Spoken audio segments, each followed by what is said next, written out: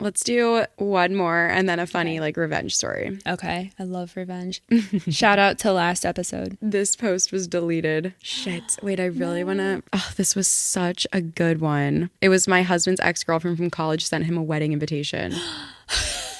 Oh my God, I'm going to try to see if they like posted this somewhere else. This Reddit story was deleted, but I really want to read it. So I'm going to read it off of this news article. Okay, perfect. Okay, so the title of the story is My Husband's Ex-Girlfriend from College Sent Him a Wedding Invitation. The tea. I love it. The drama. One Reddit user has been left perturbed by the actions of her husband's ex-girlfriend who invited him to her wedding. Why anyone would want their ex-partner at the wedding is beyond me. The user took to wedding shaming to share her story.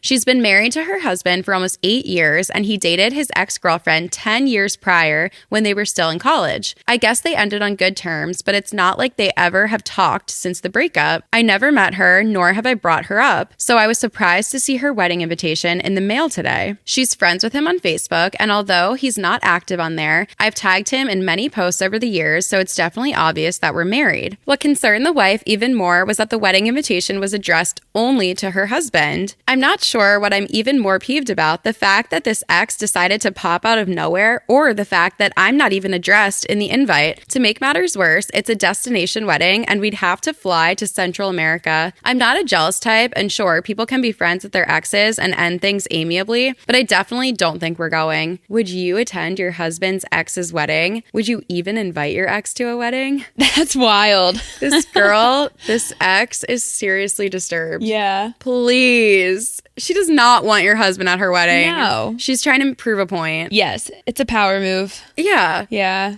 She thinks it's a power move. Yeah. Though. Yeah. She thinks it's a power move to send an invitation to your husband as if it would affect you. And also, if you're thinking about your ex-boyfriend's wife of 8 years, you probably shouldn't be marrying your husband. Because if you're even thinking about an ex from 10 years ago, what are you doing getting married? Mm-hmm. I was going to say that. Like, she's not trying to get him back because it's her wedding. She's with someone else. Like, what is the motive here? It sounds like she's making stuff up in her head. You know, like, she probably has a narrative in her head and she's like, I'm going to really, like, I don't know, show him or show the wife or whatever. And I'm going to invite just my ex. And in reality, it's like you're embarrassing yourself. Yes. Like, why the fuck would you want your ex at your wedding? And it sounds like the ex and current wife, like, have not even given her a second thought in 10 years or 8 years or whatever. She's trying to prove a point, but she's actually doing the opposite. Mm-hmm. She's trying to prove that she's so, like, secure. She's fine. She's doing so well. Like, come and see how well I'm doing with my new boyfriend. Cool girl. Yeah, my new husband. And it's like, if you really had a great relationship, you wouldn't need to prove it to anyone. That's true. Also, the fact that she only addressed it to the husband when she knows that he's married and the ex probably knows the wife's name is just hilarious to me. I know. It's so funny. This just happened to a friend of mine. So this couple, they've been dating for 2 years. Everyone knows they're dating. They post on social media together. They've lived together for over a year. They're just it's completely clear that they're in a relationship. The guy's friend from college is getting married and got invited to their engagement party. This new fiance, I guess, just doesn't like the girl. Oh my god. So she obviously is the one handling the invitations to their engagement party. So she sends a invitation to my friend and only addresses the guy. And they literally live together. And it says XXX plus guest. Like, it says name plus guest. Instead of just writing Kelly and Trisha, it says Kelly and guest. What? You're such a petty bitch and you're embarrassing yourself. Yes. You're literally embarrassing yourself. Like, you know what you're doing, but you know that we know that you know what you're doing. Yeah. It's like, who are you trying to prove a point to? Yeah. Like, do you not think that he's going to bring his girlfriend? Like, what other guests would he bring? You know he's going to bring his girlfriend. Right. So why would you write plus guest? Yeah. Like, I was, obviously this just annoyed my friend a little bit. Like, she was like, what was the reason? And I was like, the reason was she just wanted to be petty, but there's a very, very small chance that maybe she was just rushing when she was making the invitations and she just like didn't, I don't know. There's a very, very small chance that she didn't do it with bad intentions. Yeah, maybe like multiple of the invitations were just plus guest, plus guest, plus guest. Like, that's just how they did their invitations. Yeah. Maybe. Yeah. So I was like, for your own mental health, like, you don't need to be sitting here being like, what a bitch. Like, she was so rude. She had bad intention. Because, like,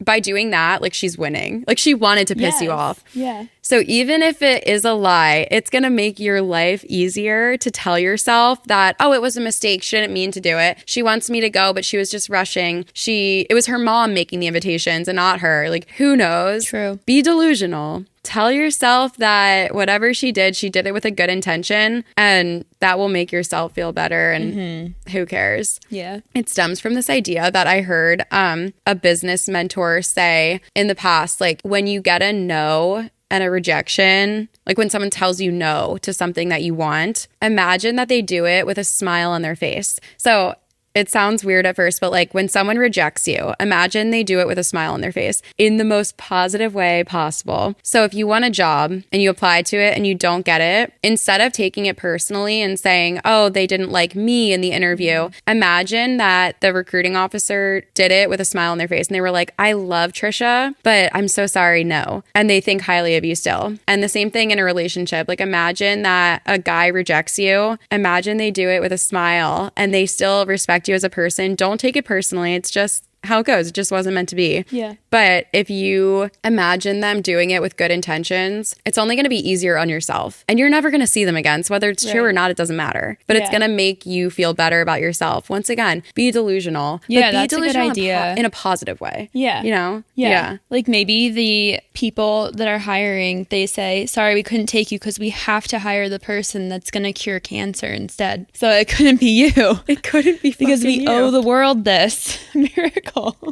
So we just picked someone better instead of you. I think that was okay, maybe not the interpretation. If you interpreted it like Trisha, maybe don't use that tactic. Yeah, never mind. I'm like, yeah, great point. And then here's how I think you meant it. No, never mind. I mean, if that makes you feel better, though. In a delusional way, it does. Okay. Or it could, you know? Yeah. I think as long as your delusions are helping yourself and not hurting anyone, be delusional. Be delusional. That's how I live my life. Yeah. I'm like, everyone loves me. Mm-hmm. I'm on a winning streak. I'm so lucky. These are the things I tell myself. Wait, side note about being delusional, and I really think it helped me. Going back to the manifestation thing.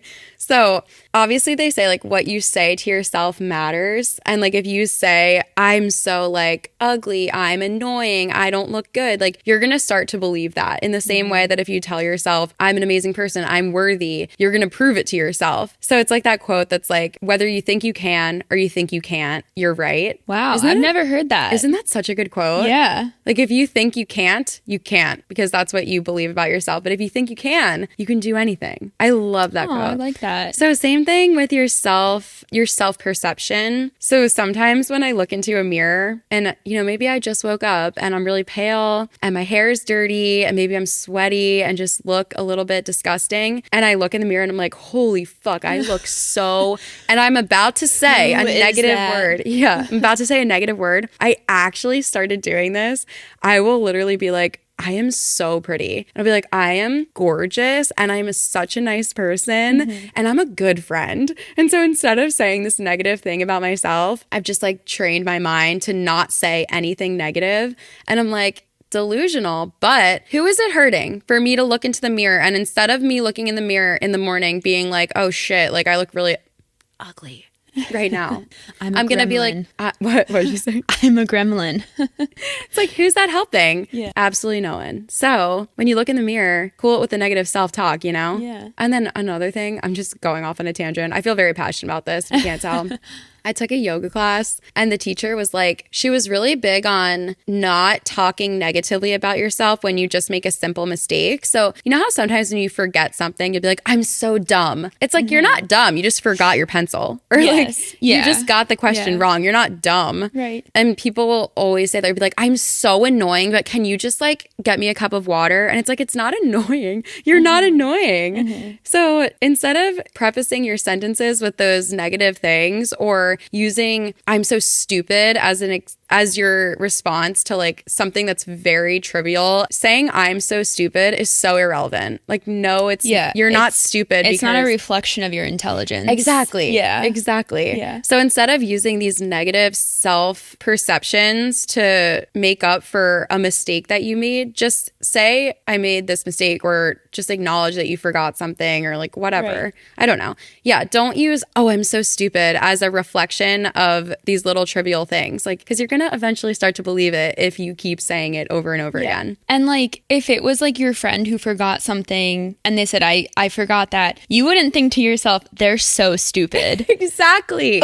You would think they just forgot something. It just happened. Like, you wouldn't even think anything deeper than that. Like, yes. Yeah. Yes. And like, so I feel like it's even things like, I just remember recently I was making plans in a group chat, and one of my friends read the hours on the restaurant's website wrong. Like, he thought it opened at 5, it opened at 4, or like the other way around or something like that. And he's like, oh my God, I'm so fucking stupid. I was like, no, you're not. Like, that's so aggressive. I know. I was like, you're not stupid just because you thought the restaurant opened at a different time. Like, you misread one number. Yeah. So it's a really small thing, but I'm like, you don't need to say you're stupid. Yeah. You just misread something. So just try not to use these negative self-perceptions in your daily life. I really think that being delusional in a positive way, it could help you. Yeah, I know. I feel like sometimes I tell myself I'm annoying. I feel like that's a common thing. Yeah. Maybe just spin it to like, I'm so funny. Like, it's kind of relevant. Yes. It's still like along the same vein, but it's more positive. Just catch yourself. I guess pick like a replacement word. Exactly. And that's like consistently use that one word. It might be easier instead of catching the negative thought and then trying to think of a positive word. Just maybe have like a go-to. Yeah. Like replacement. Or if